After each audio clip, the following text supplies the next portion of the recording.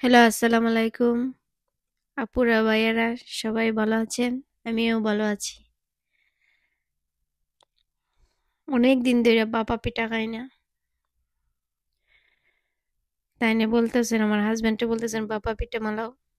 এখন তো ঠান্ডা পড়ছে আমরা এখানে আমেরিকা। তাই তাই নিয়ে অনেক পিঠা লাইক করুন খাইতে। যে কোনো পিঠাই লাইক করুন। তাই আমি কয়দিন পরে পরে মালাই আমার হাজবেন্ডের জন্য।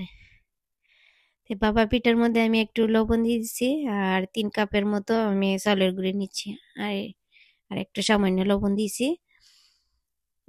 আর দুধ দিয়ে আমি মাখাইতেছি। একটু একটু দুধ দিবেন আর একটু একটু মাখাবেন। মাখানোর পরে তারপরে দেখবেন, আমাদের মুট করে দেখবেন, এটা মানে টিভি দিলে মানে জুরজুরা হয়ে যায়নি। দেখছেন আমি কিভাবে দেখাইছি? তে ভাববেন এটা হয়ে গেছে। এখন আমি আধা ঘন্টার মতো আমি ঢাকনায় দিয়ে ঘুরে রাখবো, বা একটা ছাঁকনির সাহায্যে, জুড়ির সাহায্যে আমি এটা কি করবো, জুরজুরা করবো। যে আমি আধা ঘন্টার মতো ঘুরে রাখছিলাম, এখন আমি ঝুড়ির মধ্যে এভাবে নিচে দিয়ে পড়বে জুরজুরা লাহান, নারকেলের শুকনা নারকেলের মতো হয়।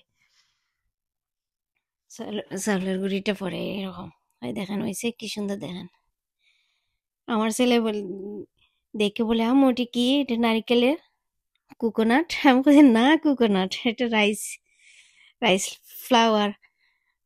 তো আমি কইছি না, তোমার লাগি বাপা পিঠা মালাবো। এতে আমি একটা রাইস কুকারে মালাবো। আমি নারকেল রে কি করছি, গুড় দিয়ে আমি করে রাখছিলাম।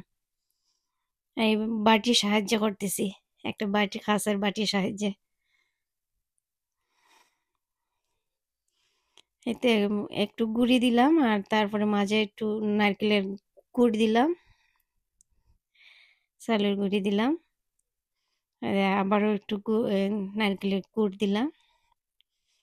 গুড় দেওয়ার পরে আমি এইভাবে দেখতেছেন, তো আপনারা কিভাবে বানাইতেছি, আপনারাও ট্রাই করবেন।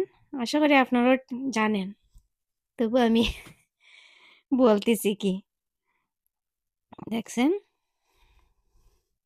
এটা আমি রাইস কুকারে 3টা হবে, 3টার জায়গা হবে, 3টার মতো আমি মালাবো এখানে, 3টে করে জায়গা হবে।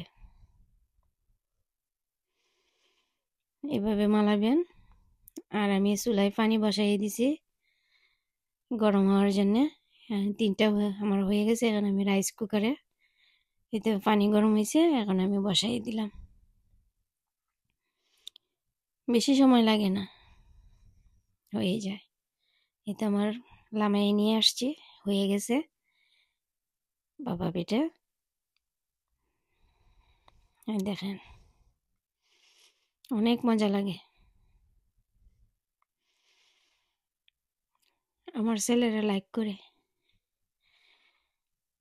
আমি কই, আব্বু তোমার জন্য আমি কেক মালাইছি, কোকোনাট কেক। কেক কইলে খায়। আমার হাজবেন্ডে বলতেছে একটু খাইটিয়ে দেও, আমি খাই। এখন নিয়েও খাই, বলতেছে না খুব মজা হয়েছে। এভাবে আমি আরো অনেকটি মালাবো। এই যে দেখেন, এভাবে মালিয়ে খাইবেন, খুব মজা লাগবে। আল্লাহ হাফেজ।